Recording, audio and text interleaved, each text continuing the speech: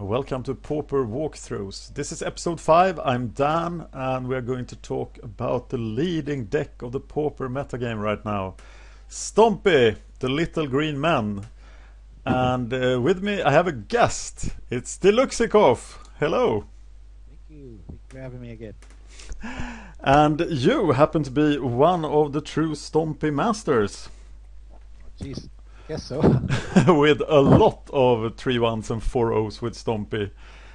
Even if it's not your deck of choice anymore, I think your insights in this deck should be very interesting. Yes, hopefully. Why is Stompy the best deck right now? At least the deck getting the most results right now? I wasn't aware of that statistic. It's actually from the metagame diagram page that it actually has the most results right now. Delver is number 2 and Cloudpost number 3. Interesting. Yeah, I mean, all you have to do is sort by mana curve with any of the list there, and to see why. I mean, from turn 1, you're this is not a mana curve. It's just a bunch of 1 and 2 guys. Yeah, it's an avalanche. Yeah. Yeah, the deck is just one of the I remember back in I think it was 2010, a guy by the name of Dolmer online had one of the grandfathers of what is now known as mono blue control, or muck fairies, and it won one of the premier challenges. Gosh, I missed those so much. There was like 10 hours of just 8 or 9 rounds and then a top 8, and that really showed. I mean, if you want good deck lists or good base to go off of stuff, go back to there, because boy, they had to get ready for everything. But anyway, this was back when that deck started getting in everybody's head as far as headache, and everybody's you can't come out fast because they have spell stutters, and you can't do this because they've got the counters, and they need to ban everything, but looking at it in a purely mathematical way, that the person will only have 4 spell stutters, and if you just have an avalanche of you want to counter this, you want to counter this, you want to counter, you quickly start seeing somebody kind of backpedaling, and then they hit that little perfectly placed stone in the ground, and then trip over backwards and hit their head on something, and the game's over. That's usually how Stompy plays out. There is. It's a very interesting the Storm matchup. I know you were having some success with the Storm matchup, but overall Stompy players were complaining a lot about the Storm matchup. Yeah, definitely the absence of that is probably why, and the cheapness of the deck. I was really shocked the other day. I looked at how much Nettle Sentinels were. I mean, I think I got them for like 2 cents each, and up to like $2 or $3, I think it was. I was like, wow, I guess that is getting popular now. But overall, I mean, it's an incredibly flexible, aggressive strategy. If you're a grinder like me, you do not want to play something like Fissure Storm because I got things to do in the morning. Maybe I want to put up the dishes or something, and I like my matches to be over in about 4 minutes. So that's Stompy is definitely good at doing that. If your listeners want really good insight as to why your permanent should match, they should listen to the episode we did about the White Life or the White Weenie deck, because there's nothing more true here. With access to Quirion Ranger, this deck only is ever going to want out 1 or 2 lands. And if you have 3 out, you better have a really good reason. Like maybe you're playing Primal Huntbeast from the sideboard and it's game 2 or 3. Realistically, though, with access to Wild Mongrel and such, there are so many times I've seen players, like if I'm playing against Stompy and I have something like Hexproof, now I'm coming at them with a 7 Gnarlid. If they had played traditional Stompy perfectly, which I will say first off is incredibly hard to do. It's on paper you go, okay, bunch of green guys, you turn them sideways and you win. I second that actually. I think this is the deck I've had the most problems playing. I started out in Pauper last April, and I played Infect, and I had 3-4-0s pretty quickly, and I thought, well, hey, Pauper is simple. And then I got crushed by some Stompy players, some White Weenie players, some Goblin players, etc. Infect had a lot of problems. So I switched. I talked to Jeff DMK. I made him teach me this deck. And I played Stompy, and I couldn't 4-0 for the life of it. I had a couple of 3-1s, but there were so many interactions with the cards that I just messed up all the time. It's baffling. If you had one of those decision trees that they use in like logic college courses and stuff, I think this would have to. It's well said too because it uses forests. It would have the biggest tree. It's just mammoth. I think Quirion Ranger might be the most well-designed card in Magic. It's so full of complexity. Yeah. And again, there you have a scenario where there's no tapping involved. That little the colon. That's such a beautiful thing in the text of a card when you can just do something and not have to wait a turn or something like that. The deck's ability to play counter spells in the form of Vines of Vastwood. Anybody listening, if you want kind of an old school education or a good place to start, I wrote an article. If you just Google Deluxeicoff Stompy, it'll be the first thing that comes up. I think it's got something like 11,000 hits or something. It was really well received, but I get into that article drawing comparisons, trying to open people's eyes as opposed to seeing a card like Gather Courage, which currently a lot of people are only playing 3 of. That's right up there with Quirion Ranger, is one of my favorite cards in the deck. That is a counter spell, ladies and gentlemen. It might say target creature gets +2/+2, but the ability to play it for free, especially if you already have something out. You're making me want to play this deck again. I'm getting all nostalgic. You will only run into Oragnarlids.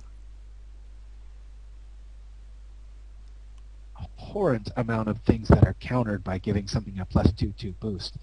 And then you compound that by the fact that if you don't need it as a counter spell, well, it's a miniature giant growth or it's a combat trick that basically is lightning bolting your opponent's creature and sometimes even still letting you get through if you have Rancor on something's back. And just an incredible card. And then let's look at the other side of the spectrum, like Fire Blast. It's like, okay, you have to sacrifice 2 mountains to do 4 damage. That's pretty steep, but wow, 4 damage, that's a lot of life. Yeah, well, guess what Groundswell is, and it costs 1 green. These are, and with the Ranger, you have this low goblin-style mana count, and you're almost never screwed. Some go down to 16. I'm kind of old school. I like 17 for the consistency and the ability to pitch it to Wild Mongrel. If you're not playing Wild Mongrel, maybe you play 16. I wouldn't. But the ability of Quirion Ranger, there are so many times you have 1 land. It's an auto keep with this deck, and there's a lot of unlearning to do, and I think that's what trips up a lot of Stompy players is they come from other decks and they'll throw away a hand that's just a gold mine because I've only got 1 land at first glance, and it's like, oh my gosh, guys, it's like, look at all the things you could do with the Quirion Ranger. And even worst case scenario, the person removes a Quirion Ranger. It's like, okay, what didn't they remove? Because odds are you probably got a kicked Pit-Skulk out there, or a Young Wolf, or even better, maybe a Nettle Sentinel. And even just my personal favorite matchup right now is when I play Hexproof against this deck. But I have to tell you, there's nothing scarier than a first turn Nettle Sentinel followed by Forest Rancor attack for 4, then a Pit-Skulk lands. Those are hard games to get out of. Even worse, turn 2 Shinen of Life's Roar. I mean, there's a one-sided Wrath of God on a stick, and I've really I kind of pull the old man, cross my arms, and go when I see somebody not playing with those main. Yeah, I've seen a lot of people cutting them lately. Yeah, and I don't know. Maybe the times are changing, and I'm an old man or something. But aren't they like gold in the mirror? Well, I can't really think of a place they're not gold because Cloudpost. I knew you were going to go there. Even against Post, they're on their back legs. They're usually down to a very short life total, very fast, and they'll usually try to stabilize with a let's think a Seagate Oracle that might ring a bell, or a Muldrifter. And I've heard of them. Yeah, they usually have to tap out to do so. So maybe you have a 4/2 Rancor something, and maybe a 2/2. Maybe that's it. That's 6 damage. But if the Shinen of Life's Roar is out, you attack usually for free. Well, in the case of the Seagate Oracle, you do attack for free, and they have to take 6. It's like, show me a deck that can withstand that even 2 turns. It's and that's if you don't do anything with your hand. I mean, this thing's just filled with tricks that just boost upwards of 40% of the life total on a swing. It's pretty crazy. What about land grant? Yeah, I messed around with land grant. You play any deck long enough, you're going to get flooded and screwed, and it doesn't matter if you have. Well, I guess it couldn't happen with one land. There was a variant I was working on with, I think it was Special Kyle with an Empty the Warrens deck back in the day that had one land and land grants. The red-green deck, right? Yeah, that was boy, when it worked, it was just like you just felt like Nikola Tesla, but it either won turn one or it didn't win at all. Right. Yeah, it was just so fun. Good deck to play if you've had a nice glass of wine or two. And you don't really care. I had some matches with Special Kyle in that deck. Yes, but anyway, the with regards to, I'm sorry, I lost track of the question. Land grant. Oh, land grant. Yes, I did mess around with it because. And the logic is definitely sound. You in my case, you cut 4 lands, go to 13, and you put in land grants. But the surprise value that you're giving up by showing the person your hand, I just in the end found it just wasn't worth it. And the ability, I mean, imagine giving something like mono blue more power. There are those turns where, gosh, I hope they don't counter this land grant, and they do. That's land destruction for. What if they start the game and they play an island and then they daze your land grant? Right. Well, that's exactly my point. Is that's just devastating, and you only need one or so anyway. And gosh, if you cut down to that number, a lot of times that's just an auto scoop if you don't pull anything. So for those reasons, I'd stay away from it. Could be in the future. There's a creature like the Dryad in what is it? Modern. I keep wanting to say extended, shows my age, but where you can search for a forest that's also a creature. These sorts of things. Dryad Arbor. Right. And in those scenarios, it'd be a very valid choice. So moving forward, if somebody's listening to this in like 2020 or something, there might be a really obvious choice by then. But for right now, 2013, I think you should just keep it simple with lands. What about the growth effects? The numbers, for example, 3 Vines of Vastwood as opposed to 4. Yeah, and I used to say depending on your metagame, but everybody's playing the same metagame because everybody's online now. I just realistically, it's one of those things. You put yourself in that mind's eye scenario. Do you want to see that card in your opening 7? I don't think so. I want to see it pretty soon after that. So that's why I play that. And against certain matchups, yeah, you do want it because there's another thing. A lot of people, they look at it and go, "Oh, it's a 4/4 or a green counterspell." Okay, it's like no. There's a very, very important part of that card that a lot of new players to Stompy miss, and that it says target creature. Yes. There's nothing after that. It does not say you control, and I'm sure there are other Stompy players Rancor. Yeah, or gosh, when the Fisher Storm player's going off with their ghostly flicker, it's like, nope, that wall is got shroud now. It's like, oh, wait, let's put the brakes on, and now my second or third turn Thermokarst actually works and really has a statement on the game. Or you have your enchanted to the wazoo Shinen of Life's Roar, keeping anything from happening, and they try to bounce it with a snap or something, and nope, but just keep in mind, never, ever, ever, ever F6 with this deck. There's always something to do. One of my favorite plays with this deck is Quirion Ranger to kill Phantasmal Bears. I love that play. It just I giggle every time it happens. And most lists now are running 4, and it's just blows my mind, the synergy of that. It's like, okay, the bear is over there. Exactly. Like those Rangers aren't very superstitious people. Yeah. It's not real. Any comments on Hunger of the Hull Pack? I see some people playing 2. I saw a list with the Eldrazi spawn guy. I forgot the name. He ran 4 of the 2/2 that comes with an Eldrazi spawn, and 4 Hunger. Yeah. The Brew's got its perks in certain matchups. You could identify or argue to the end of the day of what would be better. Hunger of the Howl Pack's a card that really grew on me. I lost one or two mirror matches against it.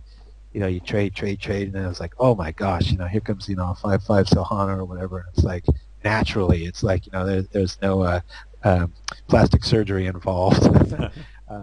It's just this huge beast, and again against a deck like Temporal Fissure, this card is a backbreaker. They kill one of their things in a block or whatever, and then all of a sudden, hopefully, I tend to have incredible luck with Silhana against post. I always seem to draw it, or any sort of mess with your creature strategies.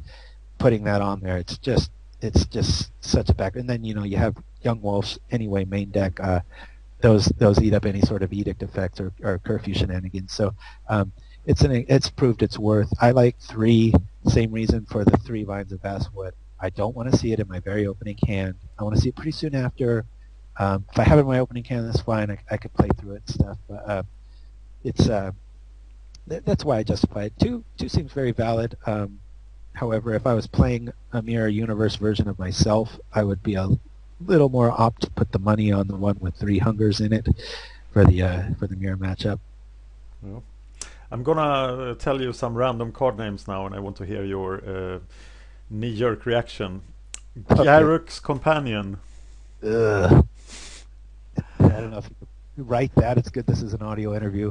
It's an okay card. It's a very good 2-drop. It's definitely on the Bell side of the curve of more positive than negative.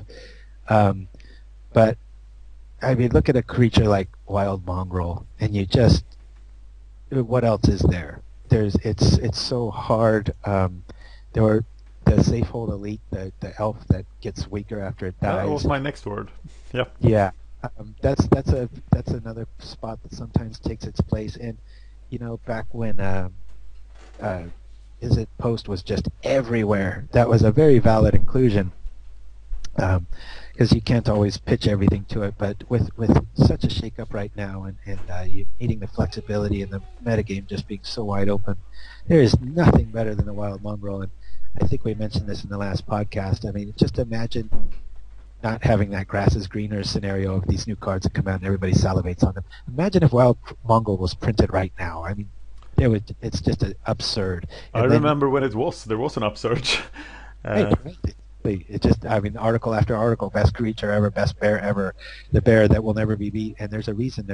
I mean, how many times a prismatic strands doesn't stop him, or you have a Quirion Ranger out, and end of the turn you bounce a forest. During your turn you play a spell and you bounce a forest. You have no forest out, and then you pitch him to him, and you go for the win with Rancor, or one of my personal favorites back in the day when I used to play the enchantment. Favor of the Oversoul, I think it is. Yeah. And I would put it on the White Mongrel, and I would turn him. What's the one that he flies when he's white? So I after paying for it, I would throw back a forest to my hand, and I would turn him white, and I would attack against maybe a Goblins player. And it's like, well, you can't block, or you have a lightning bolt. Okay, now I'll turn it green since you've already passed your block step, and he's now he's invincible again because he's green. The beautiful, beautiful, beautiful interactions with that card. So many times the color is an issue. Obviously, almost every time the ability to boost is an issue. And that threat of just, and again, it's like maybe a Fissure Storm player. Maybe they're on the ropes, and you do manage to get to that 2 mana, and you've got 7 cards in your hand. There's so much stuff you can pitch if they don't, again, take a whole lot of time off their clock, recurse that graveyard, go fetch a bunch of stuff, and then try to, get rid of your Mongrel. You ate up another 2 minutes of their time. Actually, looking at this list, the Fairy Macabre might be really good, depending. I'm just singing that card's praises lately because it comes out of nowhere, and it really surprises people. There's so much graveyard abuse anymore, and the ability to, take 2 cards at instant speed, nobody sees it coming, and it's a black card, and you're playing green, or you're playing white, or it's so much more effective than like a Relic of Bergentius, depending on the deck build, but for that instant speed, just like, holy crap, I didn't see that coming. And if you don't like it in a deck like Stompy, guess what? Your Mongol just got stronger, Wall Scourge. Wall Scourge, yes. It's the lifelink flyer for 1 and 1 for Phyrexian mana. And Statistically, I think Jeff DMK brought that into the mix. Very valid option. Batanhunya was another pro player that... I think it was a mirror match tech. Actually, that was originally brought in against Storm to be able to hopefully get to enough life with a Groundswell on turn 2 or something to get you just out of range of a really quick grape shot. And I believe that was the intent so far as the Circle of My Friends was concerned. Obviously, great against the mirror too. Very, very good card. Again, it tricks. One of the benefits of it is it does cost 2, but so a lot of cost a spell starter's right because the board hasn't developed yet enough, or it's a first turn that, and they're waiting. Maybe they went first and they think they've got you no matter what you're playing. It's like, well, in that case, that's a great first turn play because they have to have a hard counter, or it's kind of lights out. Very valid card. I just don't know. I could see if your play preferences were one way or the other. You could lose maybe a hunger or a vines or something for it, or maybe maybe 3 lives. You have to respect your own play style. Mine personally, I don't tend to go for immediate just wham bam kills. I like kind of that safe feeling. And Shinen of Life's Roar, I've often debated even having 4 of those. It's just that in certain matchups it's not good. So that's the only reason for 3. But that card is so good against so many things. It's with regards to Vault Scourge, I mean, let's say it is a mirror matchup. You use your Quirion Ranger to untap their guy, you attack with the Shinen, and the creature's dead. Yep. Another thing a lot of people negate, they get this selfish tunnel vision of, oh, this is for my stuff. These are my cards, so it affects my stuff. Not in the case with Quirion Ranger, not in the case with Vines of Vastwood, or any of the instance. Yeah, there's no drawback to that. And I'm a big fan of Scattershot Archer, and so that's probably another reason. I can't imagine a scenario where I would really bring those in. Maybe as to play defense, but that could get kind of muddy pretty fast if you, kind of playing both sides of the table there and shoot your own Scourge. How many times have you killed Spire Golems with Scattershot Archer and Quirion Ranger? Oh, quite a few. In fact, it really helps to have what's the Veridan Longbow. A couple months, gosh, it was maybe 6 months ago, I think the last Stompy list I played, I had 2 of those, and really, really, really great card. That was back when the White Warhawk Era Patrol was taking off, where everything was a one something flyer in white, and it was just like you felt like a Gatling gun. I mean, it was like you bring out that Scattershot, and I mean, what was Wizards thinking with Scattershot Archer? They make it a 1/2. It seems just so superior to all the other choices. Yeah, but at 1/1, it's an amazing card. At 1/2, it's just insulting. And there's cards, for a long time I played Hidden Spider. In reality, against a good player, let's say like against Mezzle of Mono Blue Fane, all they're going to do is snap it once it flips, or they're going to Echoing Truth it, or they're going to, these things. Scattershot, it's at least a beater, but boy, once that first turn passes, it's such a threat, and it's not a big enough offensive threat that it's tempting to attack with it. I mean, there's obviously times when I've won with one, but you play enough games that it's bound to happen. But that constant just trip hammer, it's like you want to counter that whack, they should have just named it the Fairy Hunter or the or something. But it's definitely one of those cards when I had access to it back when I first made Stompy, and I saw Hidden Spider, and I just didn't see it. And again, against a deck like Fissure Storm, if they have a bunch of fairy shenanigans going off, it forces them to keep not letting you get to that second turn and letting you take a breath of fresh air. They have to Fissure Storm again because you're going to annihilate their team if they don't. And that's if Vines of Vastwood doesn't show up. So. And in this build, I also bring in Thermokarst, which is just a no-brainer. Back when I played this deck too, its, I guess, fame back then was against back when Frantic Search was legal. Yep. And you think that deck's fast now. I won tournaments that were 10 rounds long against that with a similar list to this. and it just goes to show you the consistency, the tempo, the overarching thread of it. It's a very viable strategy, and I would definitely be playing it if I didn't like hexproof so much. And maybe I'll find a silver bullet card. I'll reign supreme with it for a week against hexproof. But for now, it's just kind of I've moved on. It's still like just talking about it now makes me want to play it today. So maybe I will. Well, there seems to be an error here in the sideboard list you sent me. In your 1 and 2 casting cost deck, there is a creature that costs 4 mana. Sure is. The Primal Huntbeast. Yeah, and that comes from a lot of people will kind of laugh. The Scythe Tiger, the 3/2, a Shroud.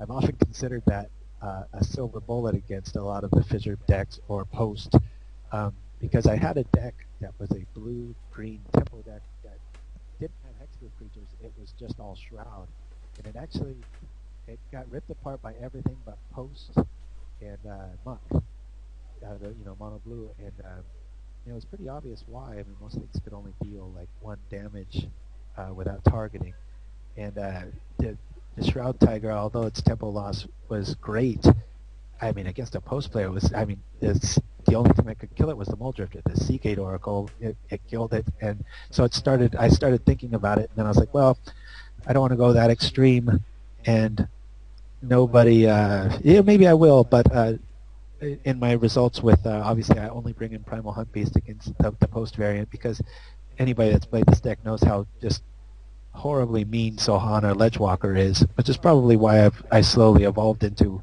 hexproof in general, because I saw the effectiveness of it. I mean, if you draw that against Post, you win. So I just wanted 6. Did you ever consider Primal Huntbeast for the Hexchant deck, for the hexproof deck? I did, and I've seen a few 3/1 lists run it.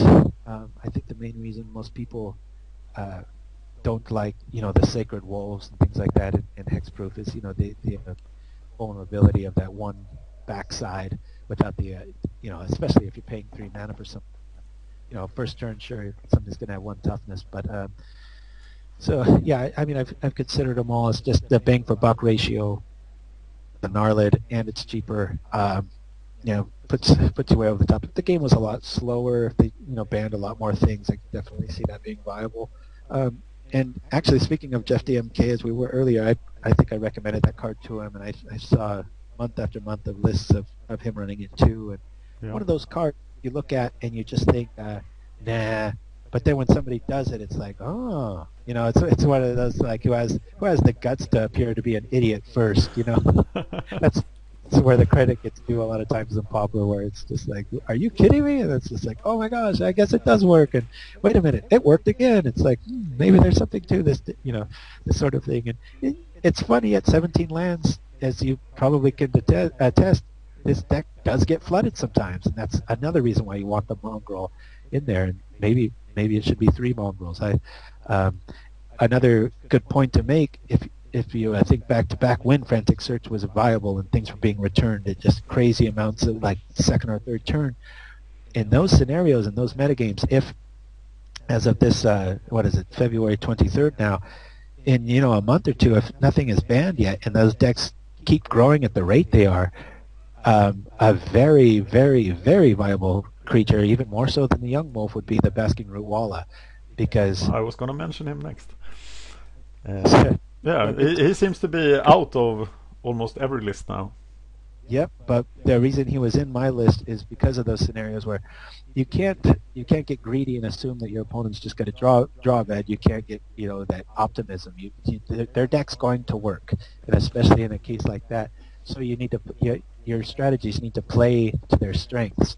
So they returned everything. Okay, well maybe you got 2 or 3 Root Wallas in your hand at the end of every turn. You put 3 permanents down, play a forest, and maybe a Scattershot Archer. Go. It's like, oh my God, this person spent 2.5 minutes doing all this stuff, has maybe 3 damage on the board, and now you have like 3 or 4 creatures in 1 turn. It's absurd.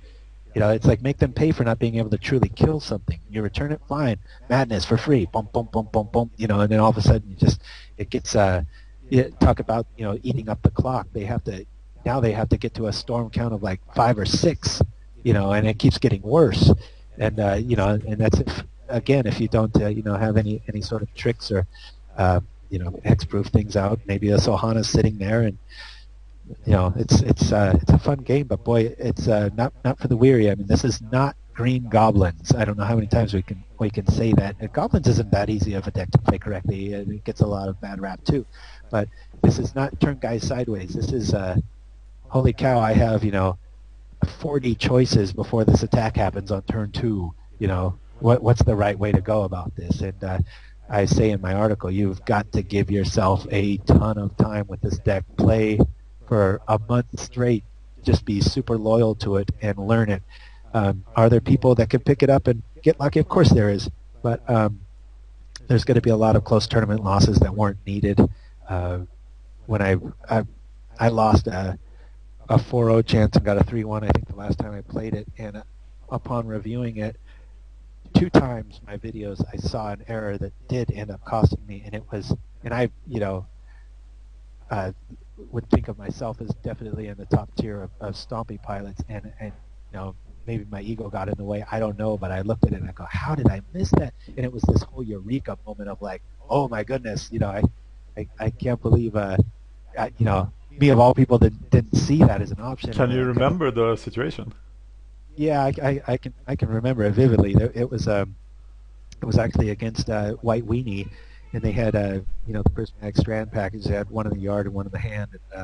And I had a variety of ways to go about it, but it basically came down to using my Veridin longbow to kill the white creatures that they had left. That was able to keep that engine going of the Squadron Hawks being able to prevent the damage that was getting through because I had a lethal Pit-Skulk on the ground and they couldn't do anything about it. And I had Wild Mongrel out, and I didn't attach the bow to it. And at one point they were at 1 life, and I had the ability, if I had counted my mana right, and forgot that I had returned 1 and hadn't played 1. It got, on paper it seems a little easy, but either I could have at the end of their turn used the Mongrel's ability to turn it white and killed their only option, forcing them to use the prismatic strands on white, which would have negated everything, and then I could have attacked for lethal, or during my turn used it against them, attack, make them use the prismatic strands to call green, and then equip the Mongrel with the longbow, change it, bounce the land, change it a color, and then hit them with blue. So these are, and it seems so obvious when I watch the replay, and I'm like, how on earth did I miss that? But you just get, how it is, you get caught up in stuff, and that's how errors happen. That's why we love the game so much. I'm glad to hear that it happens to you too. Plenty.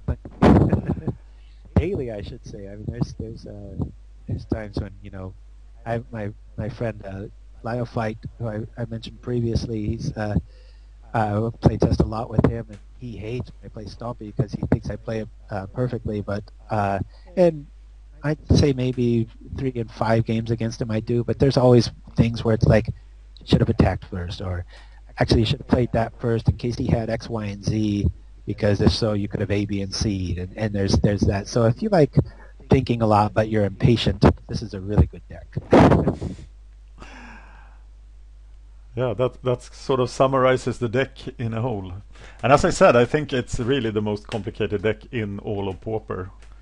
I play Grixis Storm all day and think it's easier than this. It's and they see that wall of green, just a bunch of little men, and they're like, oh, come on, But like you said, I think even somebody playing it for a day or two isn't going to get it until somebody that really knows what they're doing points out, like, oh, you could have killed that, right? Or you could have killed their whole team there, right? Or you didn't have to do that. You could have done this and won right there. And they're like, oh, and you see those light bulbs come on just all the time, like, or you get those text comments like, oh, that works? And it's like, yes, like, read the card. It's like, Quirion Ranger, isn't that awesome? I won a standard tournament with Stompy back in 2000 or late 99, when it was just Quirion Ranger was fresh. out of the gates, and that list was so much simpler than this. It was like albino trolls and pouncing jaguars and just pay echo attack, and this is so different. That was one of the first paper tournaments I sleeved up for a weekend, and I think I had the Ridgeback, the fading creature that was the 2/3, and it's funny how life repeats itself. But yeah, I remember entering a tournament with Stompy back then too. That was good times. Yeah. Before we stop, do you have any shout-outs or any shameless promotions or something you want to say to the viewers? Geesh. Well, I don't know any specifics. Kind of caught me with my guard down there. I'm glad to do that every once in a while. It's so hard to do it with you. Two of my best friends, Paul Grassoff, who the rules guru I mentioned in the Hexchamp videos, he's not online very much, but he's the leader of our guild, the Mambrino Stormwalking Institute. Yep. A lot of private jokes within that, but thanks to him for always kind of being my grounding factor, whether it's rules lingo or optimism, resurgence, and I should say quashing. And the guy that introduced me to this great game, Chris Haney, Light of Fight is his handle on Magic, and he's always been there, and we usually have a little bit too much wine between us when we play, but just make some great games. I mean, we're cross country. He lives on the other side of the United States, and but yet we manage to play 2 or 3 times a week. So it's been a great ride. Hopefully it continues. I just love the game, and it's just so much fun brewing, and it's nice to have a public voice to be able to share with everybody else too that's curious. And now I can, when somebody texts me and says, "Hey, what about?" I'll be like, "Go listen to this video." And so that'll buy me an hour. Well, thank you for being the brewer and the master genius in the Pauper world that you are. I'll include a link to your Stompy article in the show notes to this film. And I think we're done here. Thank you for everything you've done today and for all the time you gave to this. You betcha. Have fun with it, buddy. I'll talk to you soon. Yeah, see you in the daily. Okay. Bye-bye.